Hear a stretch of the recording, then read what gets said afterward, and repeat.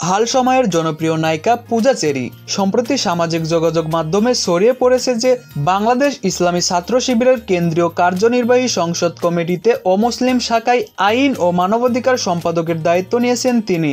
বিষয়টি নিয়ে ব্যাপক আলোচনা চলছে গতকাল থেকে, আর তার প্রেক্ষিতেই বিষয়টি নিয়ে কথা বলেছেন পূজা চেরি।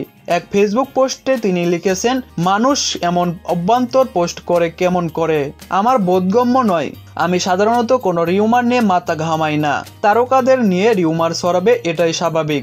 মানুষের একটা কৌতূহল থাকে মিডিয়া পার্সন বা তারকাদের নিয়ে, কিন্তু আজকে যে যারা এটি ছড়িয়েছেন এটা নিয়ে আসলেই কিছু একটা বলা উচিত। তিনি লেখেন, এটা শুধু রিউমার পর্যায় পর্যন্ত থাকলে কোনো ব্যাপার ছিল না। এখানে এখন ধর্মের বিষয় চলে আসছে। এসব করে সব ধর্মকে অপমান করা হচ্ছে। এমন কোনো রিউমার করা আসলে উচিত না, যে রিউমার জাতি, বর্ণ, ধর্ম সবকিছুর ওপর প্রভাব পড়ে। পূজা চেরি আরও লেখেন, আমি একজন অভিনয় শিল্পী, বাংলা চলচ্চিত্রকে ভালোবাসি, এটাই আমার প্রফেশনের জায়গা। আমি সবসময় এই প্রফেশনকেই রেসপেক্ট করি এবং উপভোগ করি। এই প্রফেশনের বাইরে আমি কোনো রাজনৈতিক প্রফেশনের সঙ্গে যুক্ত নই।